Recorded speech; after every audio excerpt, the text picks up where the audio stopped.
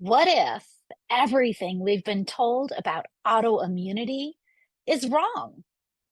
I'm Elizabeth Yarnell. After awakening partially blind one morning in 1999, a doctor told me my multiple sclerosis would put me in a wheelchair within 10 years.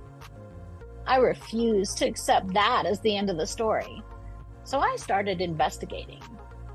Welcome to the Inflammation Investigator, the podcast that uncovers the inflammation lurking underneath your ailments. Because autoimmune and chronic conditions should not be viewed as death knells when they are actually alarm bells.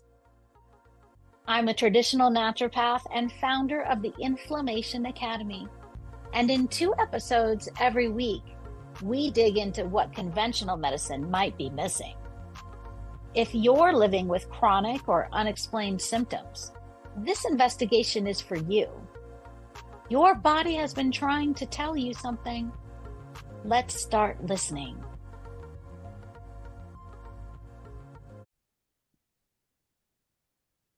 Hi, and welcome back to the Inflammation Investigator. Today, we are going to be talking about essential oils, all the stuff that you have never known about essential oils. We're going to touch on the vagus nerve. We're going to touch on inflammation, of course, and all ways that you've probably never even thought essential oils could make your life and your health better. So let me introduce you to Jodi Cohen. She is a best-selling author, award-winning journalist, functional practitioner, and founder of Vibrant Blue Oils, where she combined her training in nutritional therapy and aromatherapy to create unique proprietary blends of organic and wildcrafted essential oils. She has helped over 100,000 clients heal from brain-related challenges, including anxiety, insomnia, autoimmunity, and calming the fires of inflammation. She was recently recognized as one of the Enterprising Women of the Year. So welcome, Jodi. Oh gosh, thank you for having me.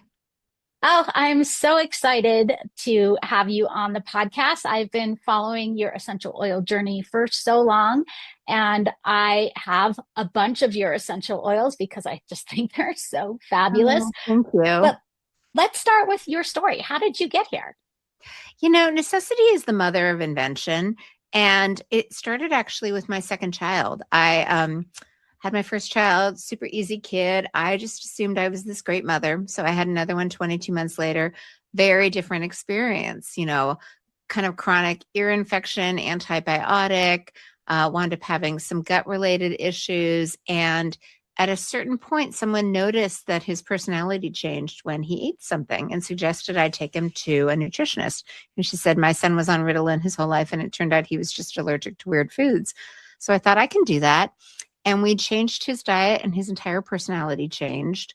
And so I became kind of a health crusader and started cooking everything I could that was organic. And I started using oils because no matter how many ways I tried to make kale, he really wouldn't eat it. And someone told me that you could use oils, even rubbing oils on their feet was getting plants into their system. So that was how it started. And I had a whole collection, and we used to rub them on his feet before bed. And then another stressor kind of popped up. His dad became kind of severely depressed to the point where I thought he might die on my watch. And so when I finally found him help outside of the home, once he was safe and I knew it wasn't my job to keep him alive, I kind of collapsed. I really hit the mat hard and was struggling to function, and suddenly I'm a single mom. Of course, I'm class parent, soccer mom. I'm working 2 jobs, and I will wake up with the kids, make them breakfast, pack their lunch, drive them to school, come back home and set the alarm for like 10 minutes before pickup. And that just wasn't sustainable. And so I was taking all of my nutritional knowledge. At that point, I had gone back to school to study nutrition and was helping other mothers. And I knew it was my adrenals, and nothing I was doing really seemed to make a difference. And then one day I went to yoga, and she was talking about the vagus nerve. And I knew enough about the vagus nerve and how, your nervous system is designed to keep you alive, right? And so it prioritizes survival, which means that if it perceives danger, it could be a lion chasing you down the street. There are not that many lions running around in Seattle. We have some mountain lions, but not regular lions.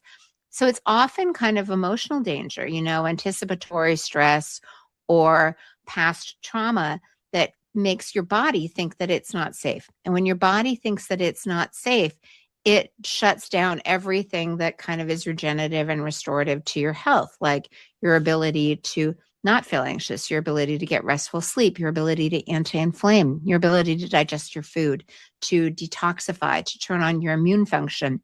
And as I was listening to her, it occurred to me, oh, that's so me. That's exactly what it is.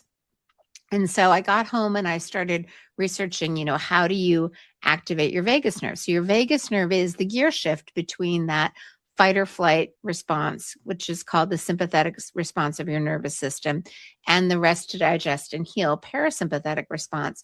And I came across a device that could stimulate your vagus nerve. It only requires you to get 2 surgeries and implant a battery operated thing behind your earlobe Oh, on your mastoid bone.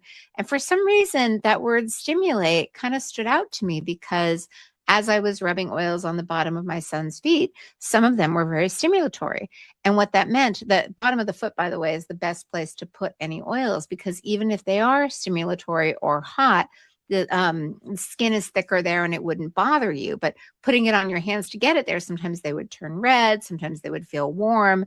And so it occurred to me, gosh, I wonder if I could use essential oils and just put them in that spot behind the earlobe on the mastoid bone to activate your parasympathetic nervous system. And with nothing to lose, I'm like, why not? So I started playing. Clove is stimulatory, cinnamon is stimulatory, rosemary.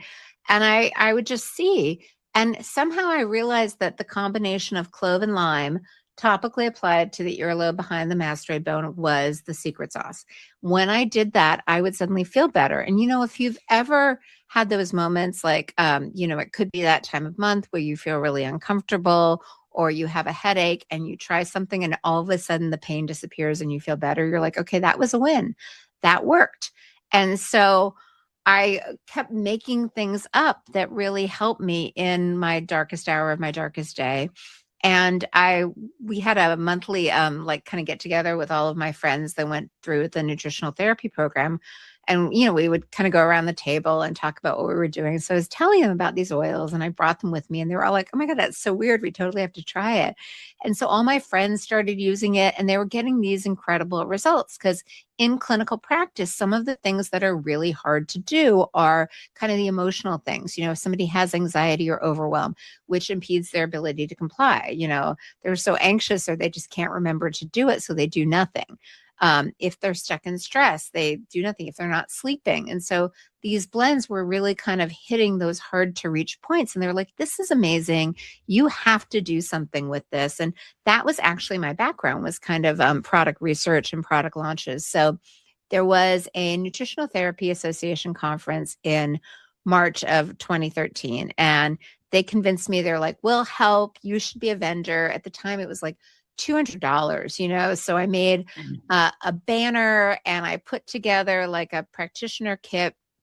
And I think the conference was going to draw like 300 people. So we put together 100 kits and we sold out in the first hour because everyone was kind of saying, we like the idea of oils, but we didn't really know what to do with them. And what we love is that you take the guesswork out. You tell us exactly how to use them and where to use them. And what's really interesting to me, if you think about, healing and how we get healing remedies into the body, the majority of the remedies go through the digestive channel. We either eat nutrient dense whole food or we ingest supplements, right? And one thing that has been a real challenge is that when the gut is inflamed, everything that you're ingesting is not necessarily digested, absorbed, and assimilated in optimal function. So, how else do you get things into the body? And what people forget is your nose, your nasal passageway goes directly to your brain. It is your fast pass to the brain. This is why cocaine is snorted through the nose mechanism of delivery is the fastest way to get things into the body, right? And we Uh-huh. totally discount that. We forget it. We're ingesting all this stuff that, maybe peed out or may actually get absorbed. And we forget that we can just smell. And the other thing that we forget is that our skin is our largest organ. And anything we apply on our skin, good or bad, often gets right into our system. So I feel like our largest opportunity for healing and getting healthy things into the body isn't really being taken advantage of. That's such a great observation, and not one that I even hear in the world of essential oils that often. Um, when I was first taught about essential oils, I was always taught that you really needed to use a carrier oil with essential oils, that you shouldn't put them directly on the skin. But it sounds like that your essential oils are formulated to put directly on the skin. You don't We need are, to put an and we additional carrier oil. well, we dilute some of them. And like, let's be clear, it depends on the oil, right? Like Uh-huh. lavender and frankincense, you can put directly on the skin. Something that we call a hot oil, like oregano, why would you? You know, and it's really it does. I think that the world of essential oils, I almost feel like it's been typecast, right? It's kind of the dumb blonde of the healing remedies. It's perceived as Right. like this woohoo, hippy dippy thing.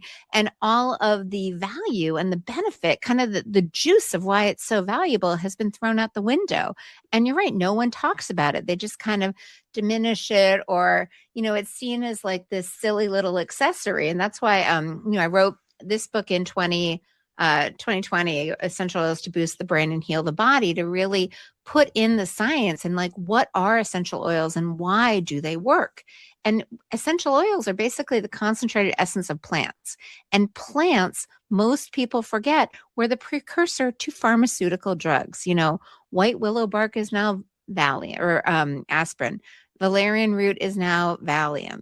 Like all of these healing constituents that we know about were available as plants and are available as plants. Most people think about, well, ginger, you get nausea, you can totally take peppermint tea or ginger and they help.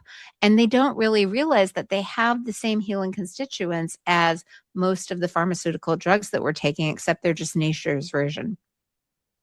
Yes, and they can't be patented in the Yeah. same way as the drugs, which is Yeah. a big reason why we have the drugs that have clinical trials versus essential oils, which are more or less available widely and don't make anybody enormous millions and billions of dollars like the drug companies. And so, Well, and the other thing that's so interesting, some of the big companies, they're really focused on profit, right? So how do you make more profit? You get people to buy more of it. Well, how do you get people to buy more of it? You tell them to drink it or diffuse it 24/7. And I'm much more about the healing. You don't need to do that. Like I think it's so interesting with diffusing. I wouldn't do it around cats. Other animals are probably fine, or birds, but like smelling, just like if you've ever been to an all you can eat buffet, right?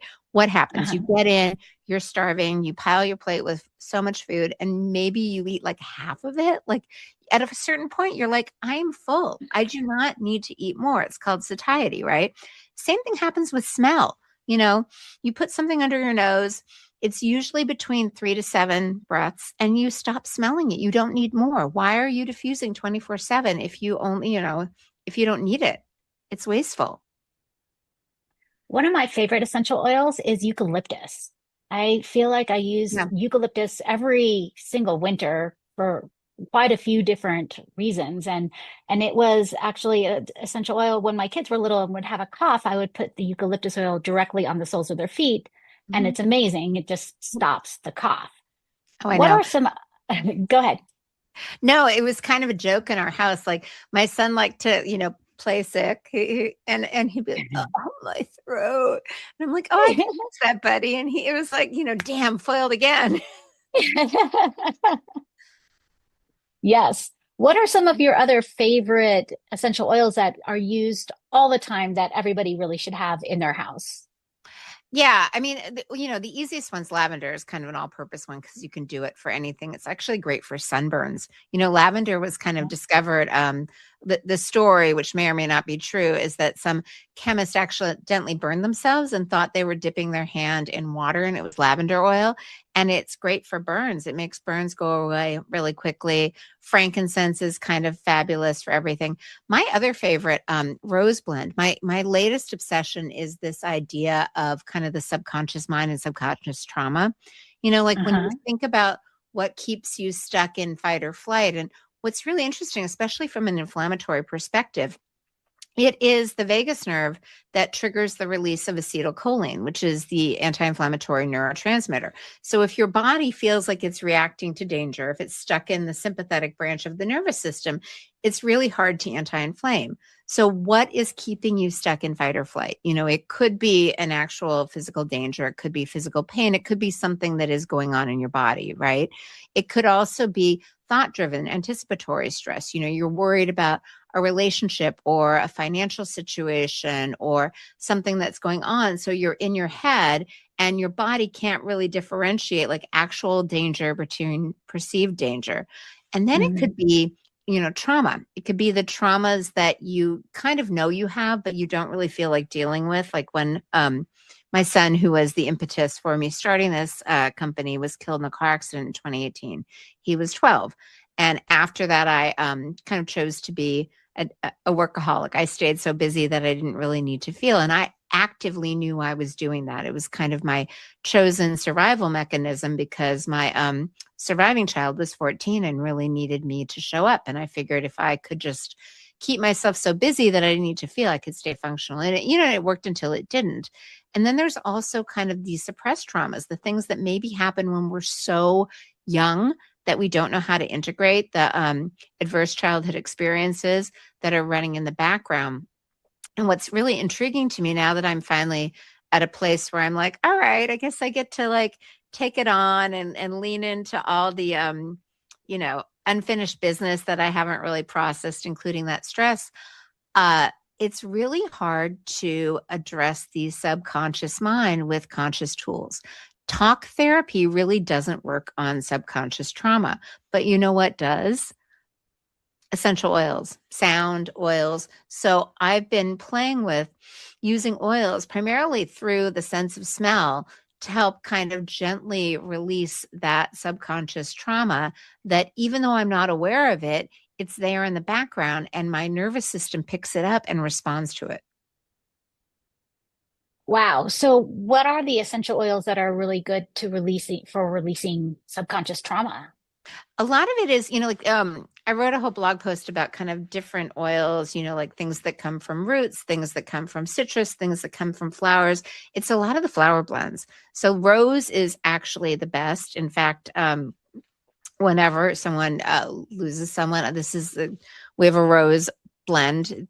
By blend, what I mean is it is rose and it's diluted with fractionally added coconut oil because rose is so wonderful and so outrageously expensive that I try to make it affordable. But this is what I send to everyone. There's a ton of research. Actually, I document it pretty thoroughly in my book about rose essential oil. There's actually a neuroscientist in Seattle named Linda Buck who was doing research on the olfactory receptors that pick up predator odor and respond to danger. And she took it one step further and looked at what actually kind of modulates that and cancels that out. And it turns out it's rose. The smell of rose almost turns off your fear response. It is the absolute best thing when you're feeling overwhelmed, when you're feeling shut down, when you're feeling stuck in grief. I just got an email this morning from a woman who lost a child 3 years ago. And I forget her exact wording, but she kind of went into detail about the experience of grief and how it, like, her heart is so heavy, it almost paralyzes her body. Like she can't even move. And and she can't talk about it, words fail. But when she leans into smell, it allows that moment of calm. And this was a really pivotal learning experience for me. So my son died on August 27th, 2018, and we had literally just gotten back from a big trip to Peru the day before. We went and hiked Machu Picchu. The house was a mess. He went whitewater rafting with his friends, but didn't actually make it to the whitewater rafting experience because there was an accident on the way there. And all these people show up at my house. My messy house, we're still a little jet lagged. I'm ordering pizza for my unexpected house guests while I'm trying to deal with my son dying. And they're running around telling my daughter, your mom's never going to be the same. And so they finally leave. She tells me this and she's like, Mom, you're all I have. Like, I need you to be the same. And she was right. I knew about adverse childhood experiences and how if you can have that one advocate, that one person that you can really count on, then you can maybe be okay no matter what happens to you. So I'm kind of thinking about this. She falls asleep. I think I fell asleep for a little bit. And then I woke up and I thought I was having a heart attack. It turns out it's called broken hearted syndrome. This is what happened. Carrie Fisher died, and then her mom, um, Debbie, passed away right Reynolds. after Yeah. Debbie Reynolds. Yeah, it's like the trauma and the grief. Your heart basically starts acting like you're having a heart attack. And so I'm like, oh God, what's this? And one of my favorite things about myself is I'm oddly practical in those moments when you kind of need to be practical. And so I'm in pain thinking like, do I need to call 911? What are my options? And then I remembered, I'm like, wait a minute, I feel like I remember that rose oil helps with this, and I kept all the oils in Max's room to put on the bottom of his feet. So I walked down the hall, like go into his bed and start basically bathing myself in rose oil.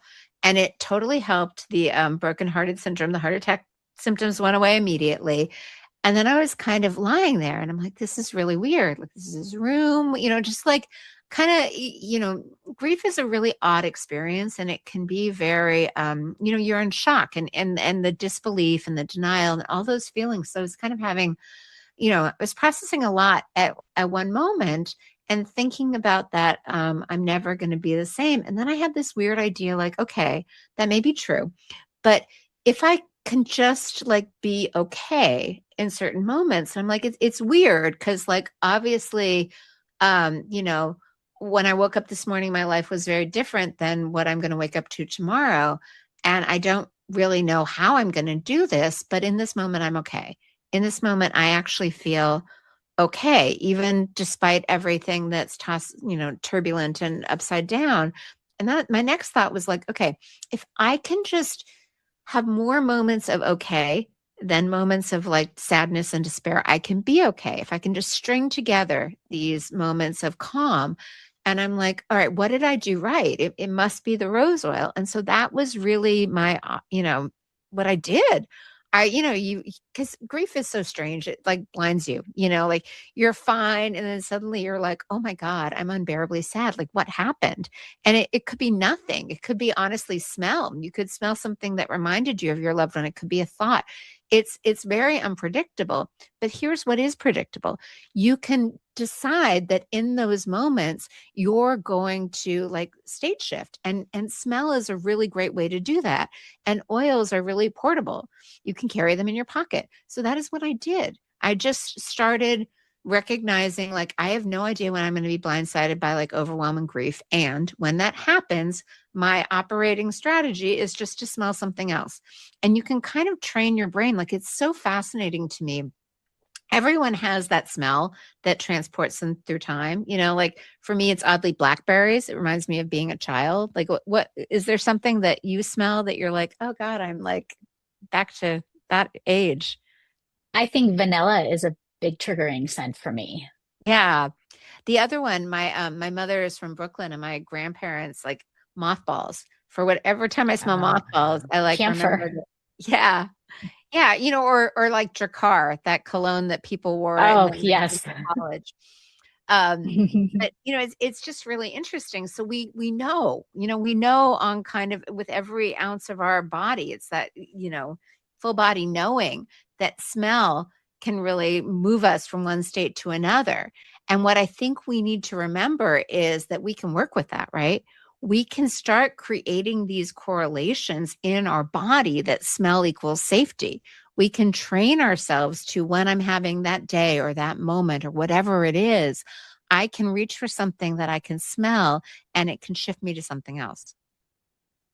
So I'm watching you and you are just holding the vial up of essential oil and you're just sniffing it. You don't normally just apply it somewhere? Like you don't put it Sometimes on I your, do. No, sometimes I put it on my wrist. Actually, this is a really good kind of on the inside of the wrist is a really uh-huh. good hurt point. I also use essential oils and topically apply them over reflex points because I think that's a full body experience. You can it's so, like whatever you want to do, you can smell it, put it on your like palm and sniff it. I was just thinking because we're filming, this looks a little less odd on the camera. I didn't know if there was any kind of strategy to where you might put it, like if you might Yes. like put some underneath your nose or behind your Yeah. ears. Where you apply is almost more important than what you apply. And that's one of the core milestones of Vibrant Blue Oils, our company. We give you very, very specific instructions about where to apply it. And then we also say, trust your intuition, because early on, it was a lot of people that were chronically ill that were finding us, people with Lyme, people with autoimmunity, people with chronic illnesses. And we can talk a bit about how oils and certain oils to support like lymphatic drainage and fascia release are really wonderful if you're battling chronic illness. And what I found is that when people are that ill and they've been working so hard for so long, and maybe they feel like they've wasted their time, money, and energy, they get really anxious about, I don't want to do this wrong. I want to make sure that I get this right. And so for those people, I offer really specific protocols of this is exactly how you can do it. And then I also recognize that, some people that may be listening are also very intuitive and they have a good sense of like, this works for me. This is not working for me. Like the people in my yoga class that kind of make their own adventure. The instructor is guiding this and they do that and it works for them anyway. Like everyone gets to do what's best for you. But I feel like it's nice to have, suggested application strategies that you can then adhere to or slightly modify or completely do your own thing. So are you saying there is no wrong way to apply Correct. essential oils or to use Yes. them? Yeah, And I there's really, no contraindications, like you can't, there's no side effects. well, I mean, there are, okay. So there's this idea that the citrus oils, right? If they're pressed and not steam distilled, you don't necessarily want to, like, like if you've ever had like lemon juice on your hand and you go in the sun, you can get a really bad sunburn. So don't do that. Our oils, our citrus oils are all steam distilled, so they're not as photosensitive. I don't advise that people drink anything. Some people that are working on certain things, certain practitioners might have them ingest things, but work with someone if you want to do that. Don't just decide you're going to drink an insane amount of lavender. Very good advice. So let's back up to what you were talking about how essential oils can trigger fascia release and can help move the lymphatic system. I love your newsletters, and you have done several newsletters on this exact topic. So let's talk about it a little bit. What can you tell us?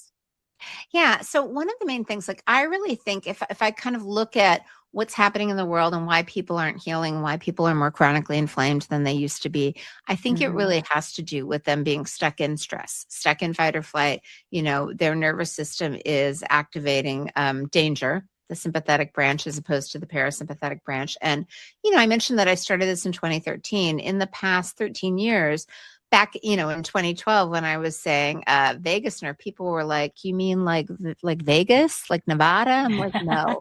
It was a new vocabulary word, and people looked at me like I had three eyes, and didn't really get it. And now everyone talks about it. There are wonderful devices for stimulating your vagus nerve. But what I want to say now is that it's not, we are a full body terrain. The vagus nerve doesn't live in isolation. It starts at the base of the skull. It's the gut brain connection, right? So it starts at the back of the Right. skull, splits, is most accessible behind the earlobes on both sides, and then winds through every organ of digestion and detoxification. And there are many ways to stimulate it. It could be splashing freezing water on your face, deep breathing, one of these stimulation devices. But there are also other aspects at play that interact with the vagus nerve. For example, your lymphatic system, which is basically, it works with your circulatory system and it moves fluid in your body, and it's your waste system. And unlike your heart, it does not have a pump. And there are certain points where it can get very congested. There's some belief that like EMF and COVID and certain things have made lymph more congested. Some of my friends that are therapists that work with professional athletes. Once upon a time they were like, oh, it's just moving your body, moving your arms above your head and Right, that moves right. your limbs. And one of my friends said to me, it's not like these professional athletes are not moving. Like that is not the problem. And so the biggest point where lymph gets congested is the clavicles. 100% of the lymph flows through the clavicles. It's 75% on the left side. Wait a minute, I'm getting this wrong. 75% on the left and 25 on the right. But um, this is the big bottleneck. And so if your lymph is congested in your clavicles and then it's kind of backed up and congested in your neck, what's happening is that the congested lymph is compressing the vagus nerve. It's called either vagus nerve toxicity or vagus nerve infection hypothesis. And if you think about it, your mouth is kind of home to a lot of pathogens, right? What is the exit route for the pathogens in the mouth? It drains along the jawline, the trigeminal nerve, and then goes down the neck. And at this intersection, if the lymph is congested, the toxins just sit. And if the toxins are sitting there, the vagus nerve is pretty sensitive to toxin uptake, especially if it's heavy metals from amalgams in the mouth. And then that starts to impede the vagus nerve and its ability to signal. And so what a lot of practitioners that work on chronic illness have found is that if you're able to open lymphatic flow, especially around the neck. So we have a lymph blend that we teach people to topically apply. Step 1 is on the clavicles. And what's really interesting, I think that sometimes people are afraid of doing it wrong, so they do nothing, right? And it's like, you don't need to go run 5 miles, just put your sneakers on and like open the door. So what I've noticed with lymph, especially if you just teach people, roll it on. And then here's what's really interesting. They kind of can't help, they rub it in. So just that little action, if you do nothing else, you can't really do it wrong. It helps. And then you can roll it on the side of the neck and you can just help open up that channel. And we on our site have a whole lymphatic drainage, 5-minute lymph protocol. There are a couple other points that we recommend. And it's interesting. We talked about how we're both 57. You get this fun thing at 57 where, like the jowls and everything. This is the best natural facelift because a lot of that is just fluid that's stuck and not moving. If you can open up your clavicles and the side of the neck, you're really helping with fluid flow. And then your face looks thinner. Without even Ozempic. That sounds fabulous. Yeah, no So, Ozempic. so let's talk about fascia release because I feel like fascia release is having a moment. I think people Yes. didn't really understand what it used to be. Can you explain to the audience what is fascia? What is it? Why would you need to release it? And what helps? Yeah. So most people just think of fascia as like the I can't talk, connective tissue that wraps around every organ, every muscle, every part of your body. And it is that. It's many things. But what's really interesting is it kind of can grip. Like if you think of like tech neck or, when my kids were little at swimming pools, I would like waddle around kind of huddled over, like don't die, don't drown. And then the blinker passes and you still, you have those hunched shoulders, you're bracing for impact. It's like the physical armor of the body. And what that means, it works in tandem with the nervous system and the lymphatics. Some people think of the nervous system as kind of the masculine and the fascial system as the feminine. But if it's, clenching or gripped or really bearing down, then that also impedes lymphatic flow and vagus nerve signaling. And there are some tools, like, there are some lymph practitioners. I do think that red light therapy is great for fascia release. But what I found is that the fascia is not just the physical, it's also the emotional. It's kind of where all of our suppressed emotions hang out. Like one of my yoga instructors said, your hips, like basically as women, we're taught to be nice, we're taught to be accommodating, we're taught to be pleasers. So when we get angry, we don't let ourselves be angry, we like stuff it. And where do we stuff it? We put it in our pockets, so it hangs out in our hips. So all of our like suppressed anger is in our hips, and so that's why we have tight hips. So putting our fascia release blend, which is kind of designed to both enhance vasodilate, so support fluid movement, but also it has like some flower remedies like angelica in there to kind of gently release the stored emotions and it just gives more space.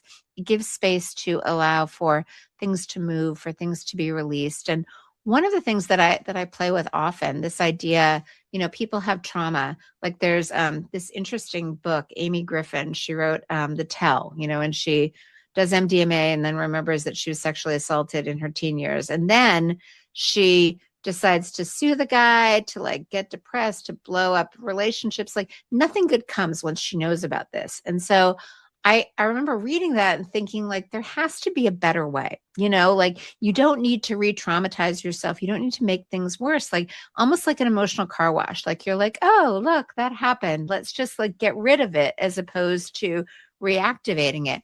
And what I found is that frequency tools like light, red light, like oils, smell, like sound, tuning forks, that's really the way to kind of transmute these really heavy, hard things. And it gives you, there's this idea of titration, right? So sometimes for us overachievers out there that are like, I'm going to deal with this emotion. And you like take it on. And then it's like, wait, whoa, too much, like adding pepper to your food. Ooh, too much seasoning. And so oils kind of, you were pointing out that I was smelling. Here's what's really fun and interesting. And I encourage anyone who's listening to do this at home, like try smelling something. It could be peel an orange, like the essential oils live in the peel of citrus fruits. Smell your coffee.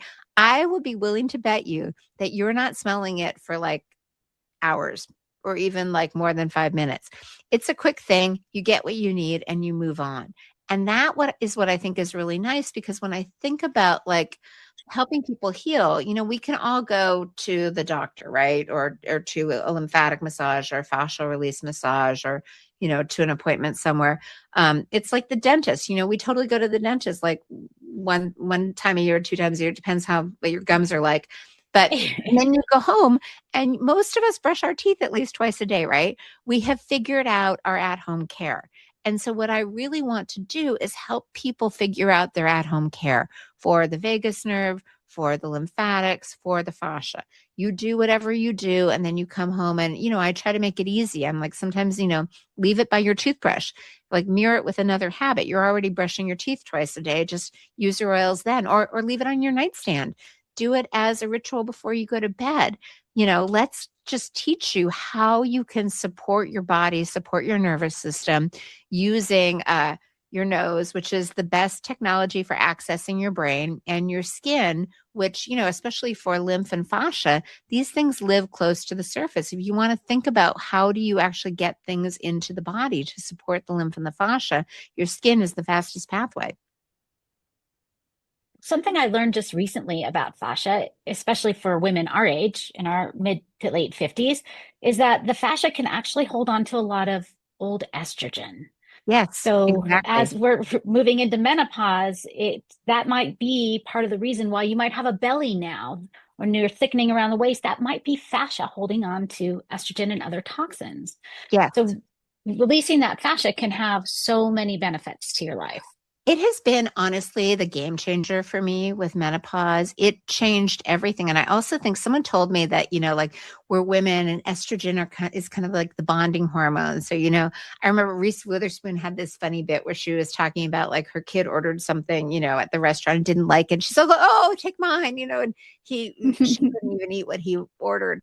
But that's who we are. We're like so accommodating, like we're pleasing. We let them do whatever they want. And then we get to middle age and the estrogen dies up and we become men. That's why, we like start making different choices. We're like, why was I putting up with that? Like, oh my goodness, like I can't do that anymore. And so it's really almost like a pruning time and a time to go, like shift everything in the body and let go of what is no longer working.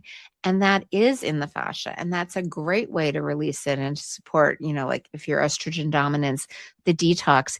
It's also really interesting. Someone was telling me for GLP-1s, one of the practitioners that uses my oils, a lot of their clients are on the GLP-1s, and the GLP-1s work through the fascia. So they were telling me that if you apply the fascia oil before you use the GLP-1, it makes it work better. Oh my gosh, what a great tip. I haven't even heard of that. Yeah. Um, okay, I know we're going to have to wrap this up shortly, so I want to ask you kind of what I always ask the final question. Is there anything else that you would like to tell people who are listening that you think everyone should know about essential oils that maybe we either haven't gotten to or that you want to emphasize?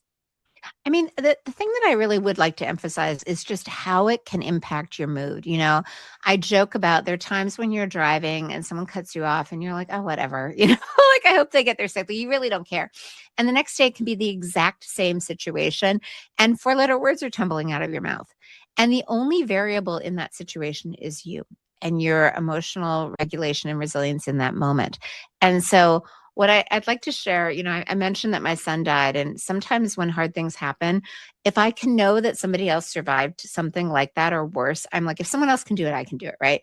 So I went into reading all these biographies, including Viktor Frankl's Man's Search for Meaning. And for those of you who don't know, he survived the Holocaust. And so I was really curious, like, what did he do right? And one of the lines that really stayed with me is this idea that between the stimulus and the response, there is a space. And in that space lies our power to choose our response. And in our response lies our growth and our freedom. And what that meant to me is that no matter what is happening in the outside world, you can control your response. And the way I have figured out how to do that is to stimulate the vagus nerve with our parasympathetic blend, which is clove and lime. And what that does, when your body perceives danger, it's almost like you're looking through, a telephone book and you're looking for danger and you're highly reactive. When you can activate your parasympathetic nervous system, you're far less reactive. You're more able to like clearly assess and respond. And that has changed everything in my life because I don't get, things happen, right? Your flight gets canceled. Your kid like breaks something, it's just like no one escapes. Stuff is going to happen. And if you're able to roll with it more and just see the positive in it, you're going to have a much better life experience. And so I feel like you can use oils and your sense of smell to really accentuate the positive.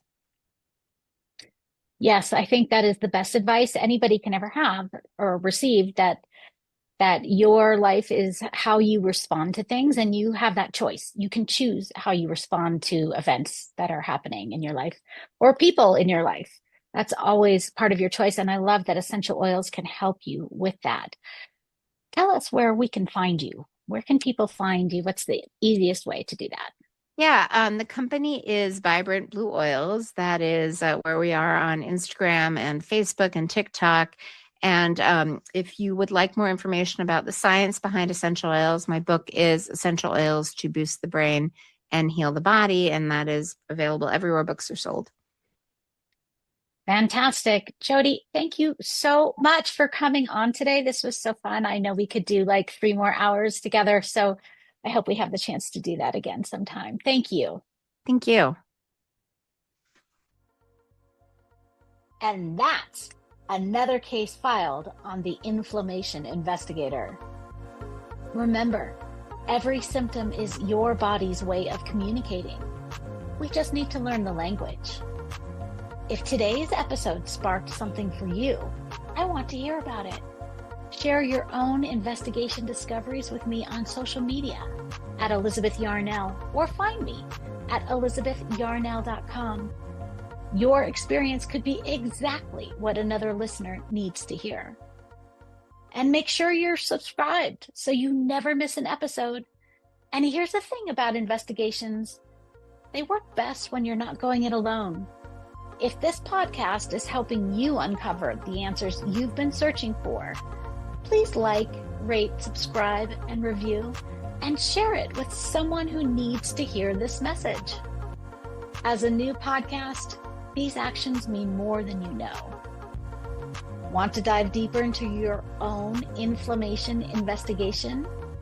Head over to inflammationinvestigator.com, where you can take my free inflammation quiz to uncover which hidden triggers might be affecting your health. Until next time, this is Elizabeth Yarnell, your inflammation investigator, reminding you that the solutions to your health issues are out there. Let's find them together.